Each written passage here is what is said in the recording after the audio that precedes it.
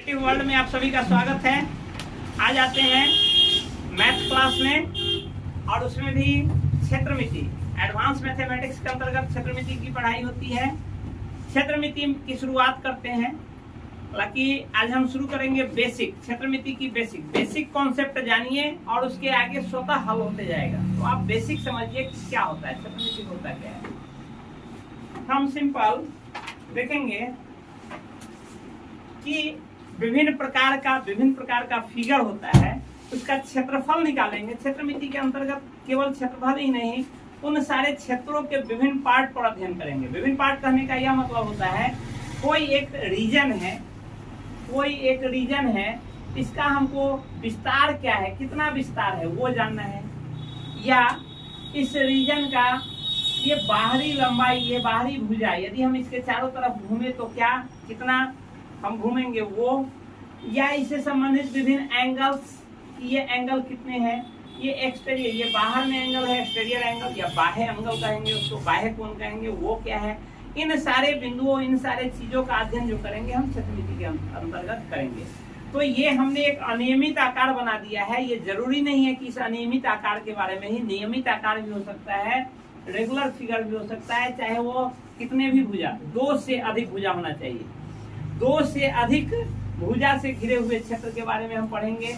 वो कितने भी भुजा हो, उसमें एंगल पढ़ेंगे, बाह्य एंगल पढ़ेंगे, सीधा होना चाहिए, स्ट्रेट होना चाहिए। वो सब अध्ययन जो हम करेंगे इस क्षेत्रमिति के अंतर्गत करेंगे। तो आते हैं हम शुरुआत से। सबसे पहले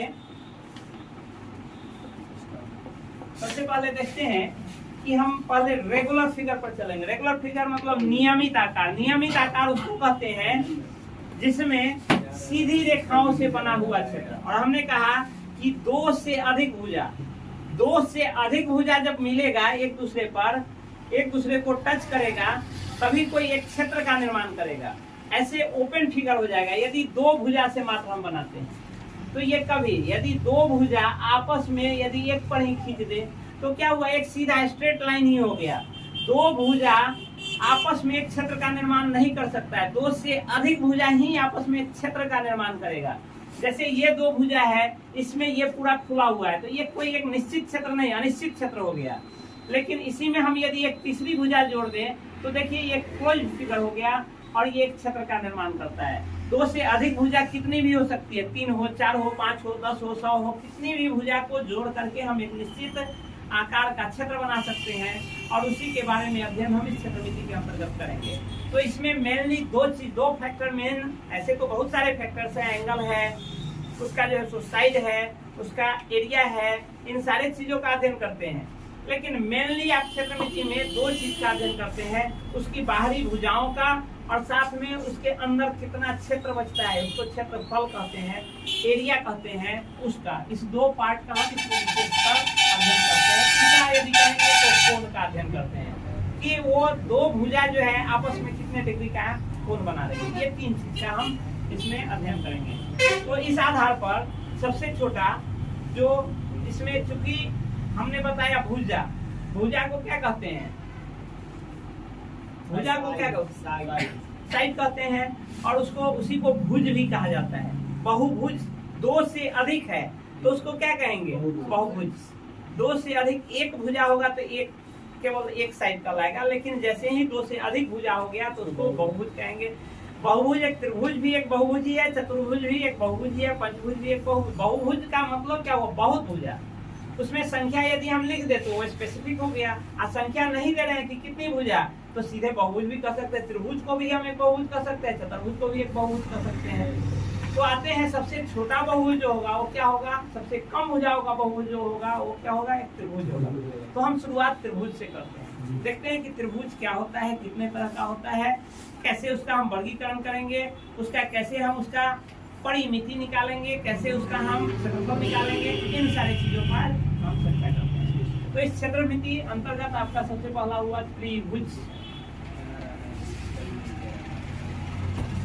या इसको इंग्लिश में ट्रायंगल।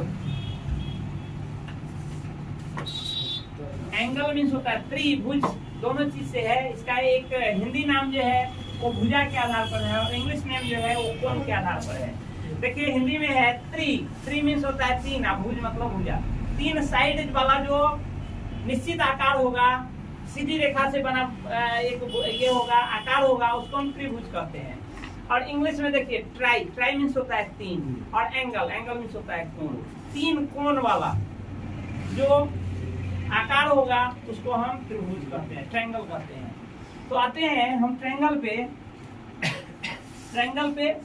से पहले यदि एंगल ऐसे तो जानते होंगे। कोण क्या होता है? दो सीधी रेखाएं एक दूसरे को जहाँ पे काटती है वहां कोण का निर्माण करती है। ये दो सीधी रेखाएं हैं, एक दूसरे को इस बिंदु O पर काटती है, तो यहाँ पे चार कोण का निर्माण होता है। यहाँ पे चार कोण का निर्माण होता है, इसी को कहते हैं एंगल, कोण। बात यही से करते हैं, ज्यादा अच्छा है। जैसे हम मानते हैं कि दो साइड AB और CD, AB और CD ये दो भुजा O बिंदु पर एक दूसरे को काटती है, तो यहाँ चार कोण का निर्माण होता है। चार कोण में यहाँ देखेंगे कि यह कोण, यह कोण, यह कोण, यह कोण, चार कोण हुआ। इस चार कोण का नामकरण हम करते हैं। इसका नामकरण कैसे करते हैं? एंगल का नामकरण कैसे होता है? जैसे देखिए यहाँ ये चार कोण में हम जब मानते हैं कि ये एंगल, इस एंगल का नाम कैसे? एंगल का नाम जो होता है वो शुरू होता है इस कोण के, जिस दो भुजा के मिलने से ये कोण बन रहा है। ये दो भुजा क्या है? ये बिंदु O है, तो OA और OD इस दो भुजा के मिलने से ये एंगल बन रहा है। तो इस कोण का नाम आप जिन दो भुजाओं के मिलने से बन रहा है और जिस बिंदु पर बन रहा है उस बिंदु को बीच में रखेंगे।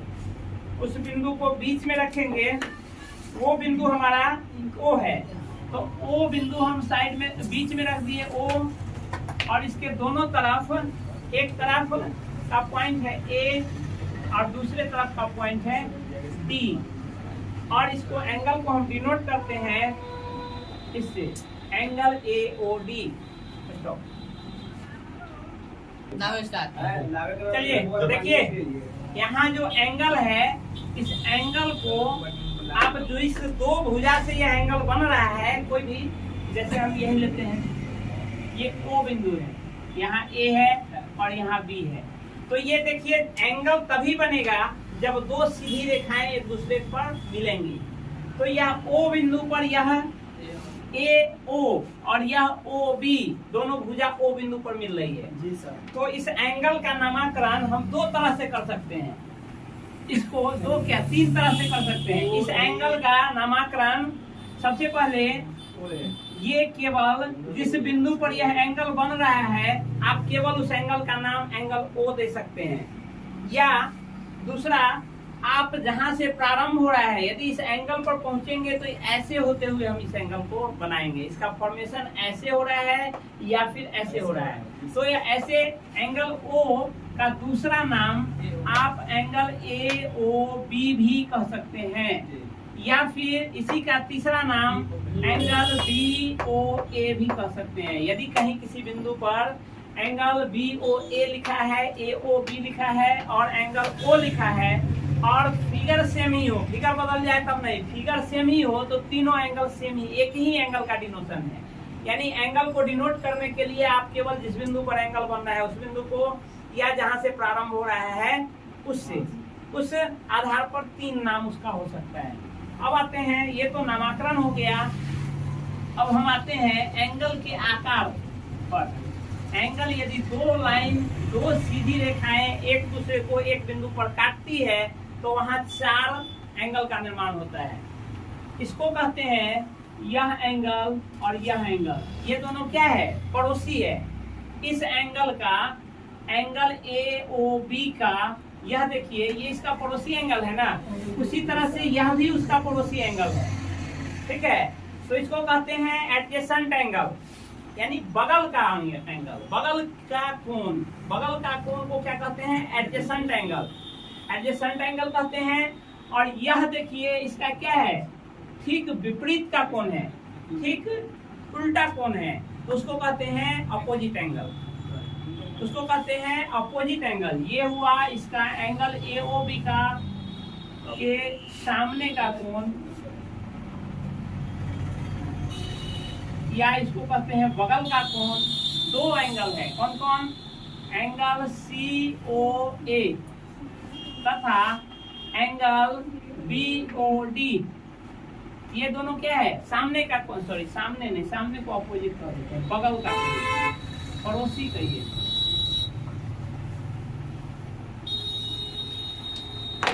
बगल का कोण ये हुआ इसका, और यह कोण क्या है इसका? ठीक अपोजिट है।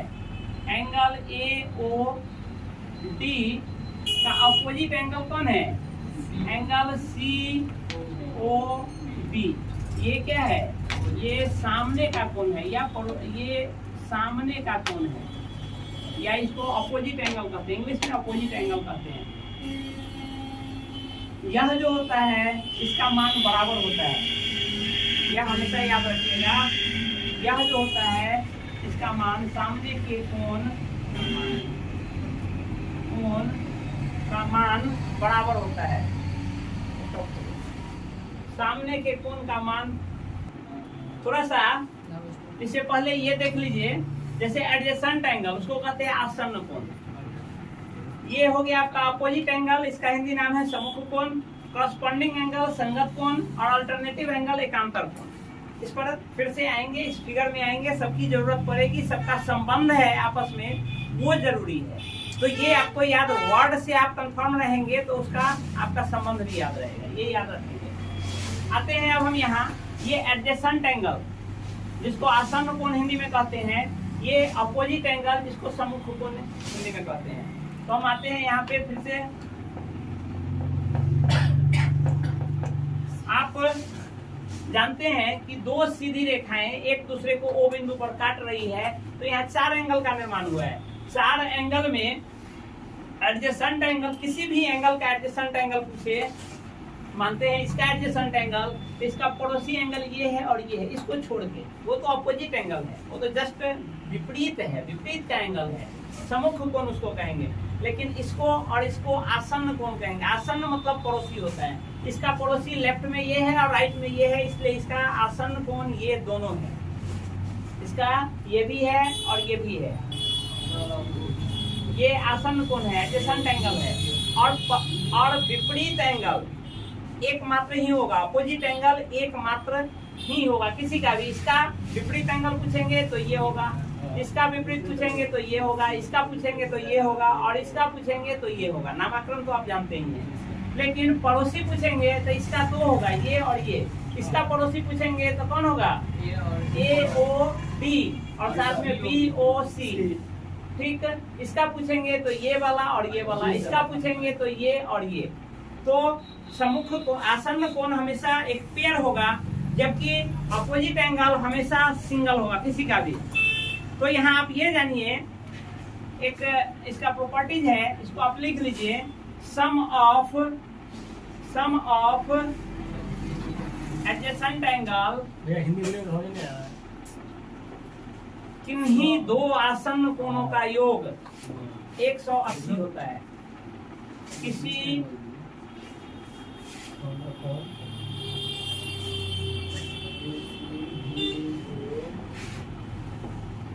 आसन्न कोण का योग 180 डिग्री होता है।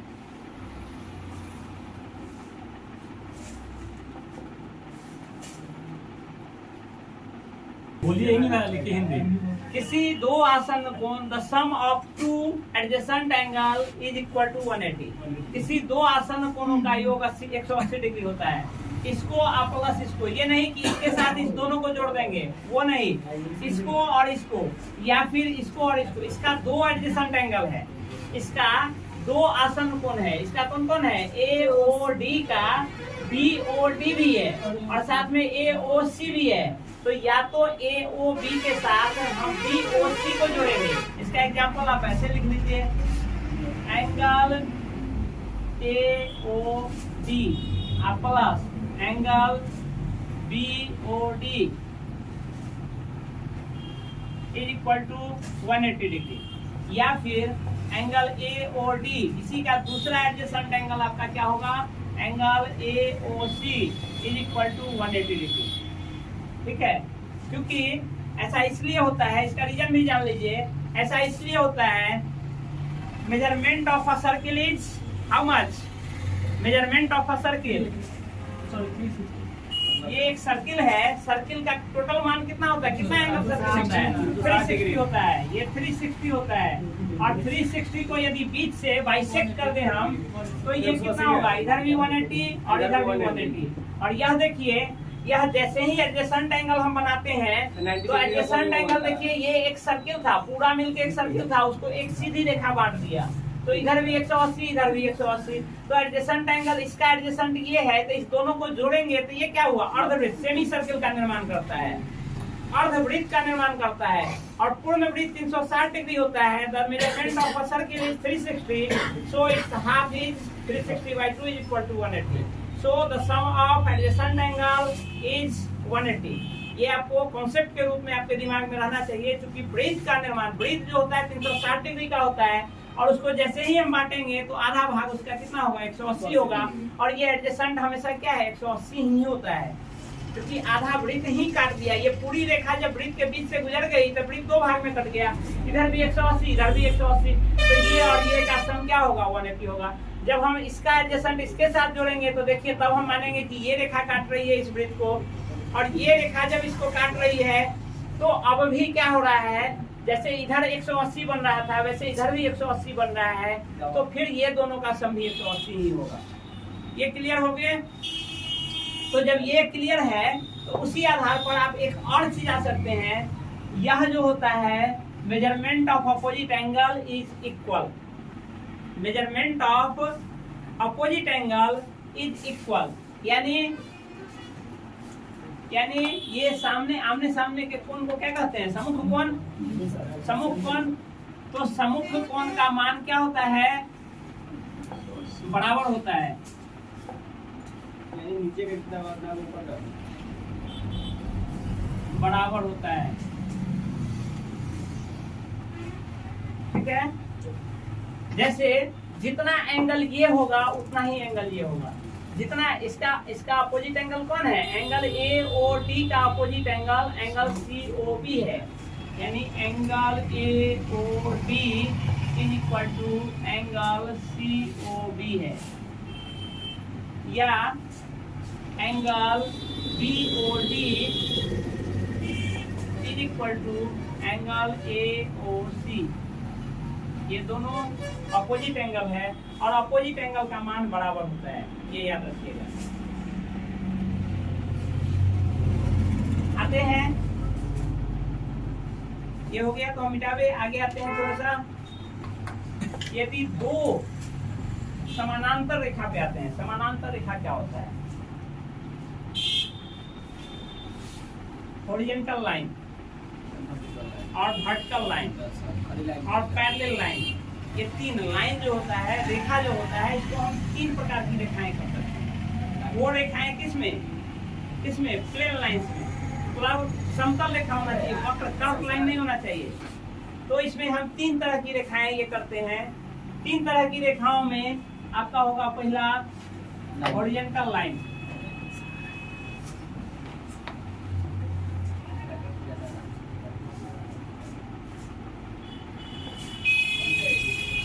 वर्टिकल लाइन,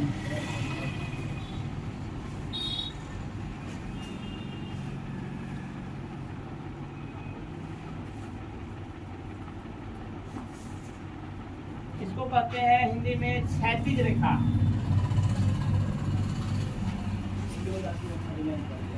इसको कहते हैं उदग्र रेखा, और इसको कहते हैं समानांतर रेखा।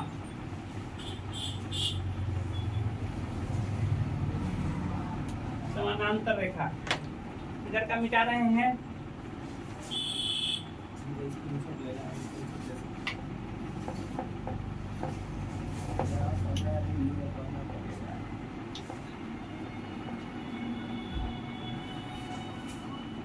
समानांतर रेखा। जैसे हमारी पृथ्वी जो है ऐसे है, मानते हैं कि हमारी पृथ्वी ऐसे है। इस पृथ्वी के पैरेलल में, पैरेलल लाइंस तो थोड़ा सा बात का चीज है। पृथ्वी के क्षितिज के अनुसार यदि कोई लाइन खींचे तो उसको हम कहते हैं, क्षितिज मतलब पृथ्वी होता है, धरती होता है। धरती के बराबर में यदि हम कोई रेखा खींच दे तो उस रेखा को हम कहते हैं हॉरिजॉन्टल लाइन। ये हुआ आपका क्षैतिज रेखा, यानी क्षितिज के साथ खींची गई रेखा, क्षैतिज रेखा। और इस धरती, ये हम नीचे वाला ये माने हैं अर्थ है, तो अर्थ के सीध में खींची गई रेखा को हम कहते हैं क्षैतिज रेखा। और इस अर्थ पर यदि सीधी रेखा खींच दे, धरती पर सीधी रेखा खींच दे तो उसको कहते हैं वर्टिकल लाइन, वर्टिकल लाइन, या उसको कहते हैं उदग्र। उदग्र मतलब सीधी खड़ी, पृथ्वी पर सीधी खड़ी रेखा, पृथ्वी पर सीधी खींची गई रेखा, वो जो होता है वो वर्टिकल या उदग्र कहते हैं उसको। अब हम देखते हैं पैरेलल लाइन। पैरेलल लाइन होती है किसी भी दो लाइन, तो जरूरी नहीं है कि वो धरती के बराबर हो, किसी भी दो लाइन यदि उसको अनंत तक बढ़ाएं और वो दोनों आपस में कहीं भी एक दूसरे को नहीं काटे, किसी भी रेखा को दोनों तरफ, या जरूरी नहीं एक तरफ, दोनों तरफ बढ़ाने पर, अनंत तक बढ़ाने पर यदि वो एक दूसरे को कहीं नहीं काटे, वैसी दो रेखाओं को पैरेलल लाइंस कहते हैं या समानांतर रेखा कहते हैं। समानांतर रेखा कहने का यह मतलब है इसमें इसके इस बिंदु पर जितनी दूरी है उतनी ही दूरी यहाँ पर भी है, उतनी ही दूरी, यानी हमेशा दो रेखाओं के बीच न्यूनतम दूरी यदि बराबर हो, कहीं भी दो रेखाओं के बीच न्यूनतम दूरी हमेशा यदि बराबर हो तो उसको हम कहते हैं उदग्र रेखा, सॉरी समानांतर रेखा। दो रेखाओं के बीच यदि हमेशा ये बराबर हो, हमेशा दूरी बराबर हो, दो रेखा, दो सीधी रेखा, उन दो रेखाओं के बीच हमेशा यदि दूरी बराबर हो तो उसको हम कहते हैं समानांतर रेखा।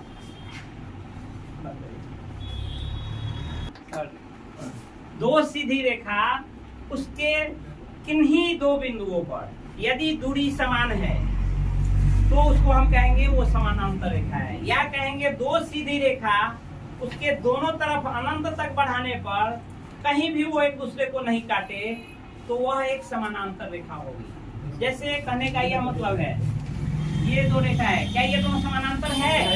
नहीं है। क्यों नहीं है? क्योंकि रेखा भले ही यहीं तक है, लेकिन हमने कहा इसको अनंत तक बढ़ाएंगे। देखिए तो दोनों को अनंत तक कहीं भी बढ़ाएंगे, दोनों मिल रहा है? नहीं मिल रहा है। इस तरफ नहीं मिल रहा है भले ही, लेकिन हमने कहा कि दोनों तरफ, एक तरफ तो यह दूरी हमेशा बढ़ते जाएगी तो ये कभी नहीं मिलेगी, लेकिन एक तरफ आप देखने से ही लग रहा है कि ये दूरी घटते जा रही है और ये आपस में कहीं ना कहीं जाकर के क्रॉस कर जाएगी एक दूसरे को। तो वैसा नहीं, दो रेखाएं, दो सीधी रेखाएं तो दोनों तरफ अनंत तक बढ़ाने पर कहीं भी एक दूसरे को नहीं काटे उसको समानांतर रेखा कहते हैं। या सीधा कहेंगे दो सीधी रेखाएं उन दोनों के दो बिंदुओं पर न्यूनतम दूरी यदि बराबर है तो वो समानांतर रेखा। क्या यहाँ न्यूनतम दूरी दोनों का बराबर होगा? न्यूनतम दूरी अब ये हमने ये नहीं, यहाँ तो न्यूनतम दूरी, ये न्यूनतम दूरी नहीं होगा, न्यूनतम दूरी ये होगा। 90 डिग्री पर यदि काटे तो न्यूनतम दूरी, तो ये न्यूनतम दूरी होगा। यहाँ ये कम है, यहाँ ज्यादा है, तो ये कभी भी बराबर नहीं होगा, तो इसलिए वो पैरेलल लाइन नहीं है। तो पैरेलल लाइन नहीं है। अब आते हैं हम तीन, यानी दो समानांतर रेखा और उसको एक छेदने वाली त्रियक रेखा। ये दो समानांतर रेखा है और उसको हम मानते हैं कि ये एक त्रियक रेखा या ट्रांसवर्सल लाइन कहते हैं। इसको आप त्रियक रेखा कहिए या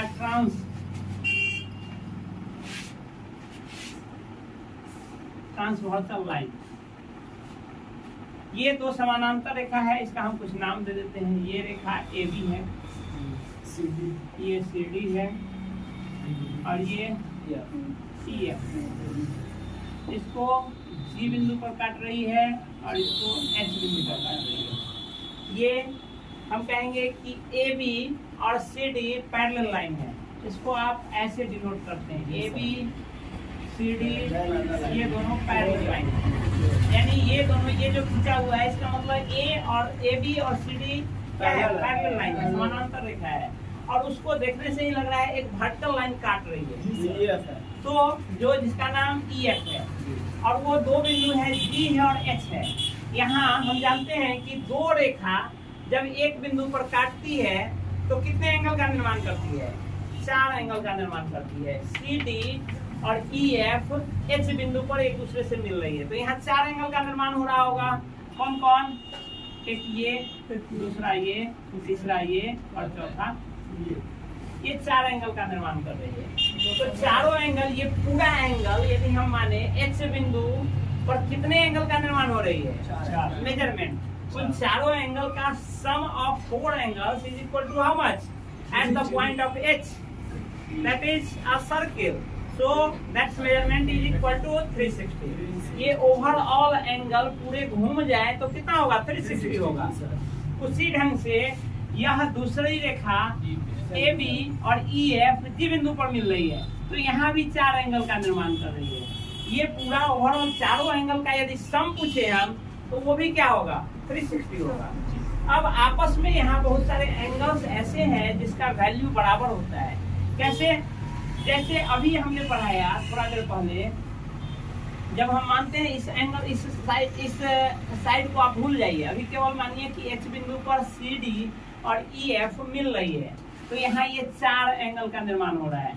इस 4 एंगल में कौन कौन पेयर होगा, इसमें अपोजिट एंगल और इसका एडजेसेंट एंगल, उसी ढंग से इसका एडजेसेंट एंगल, इसका ये अपोजिट एंगल, ये तो होगा ही। और हम जानते हैं कि measurement of opposite angle is equal, जानते हैं। तो ये जो है ये अपोजिट एंगल क्या है, इक्वल है, यानी एंगल यहाँ जो कई तरह के एंगल बनते हैं उसका सबसे पहले हम नामकरण कर देते हैं, उसको थोड़ा सा लिख लीजिए। इसमें बनता है यह इसका, हम तो जानते ही है कि ये इसका क्या है, एडजेसेंट एंगल है, और ये इसका क्या है, अपोजिट एंगल है।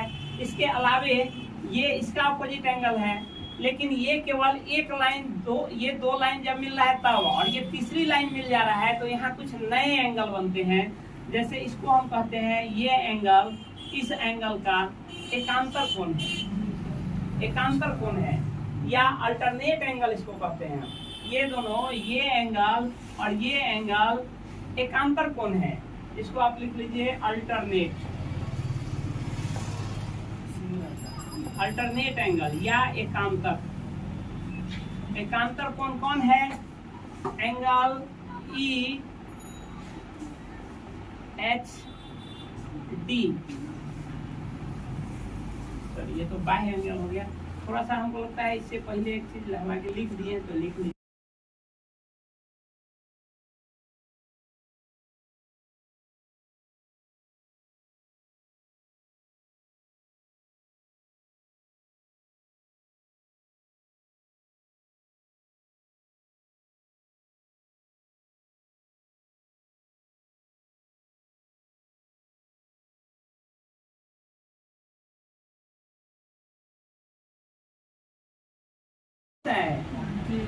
is equal to angle A ji H कहें या ई कहें, कुछ भी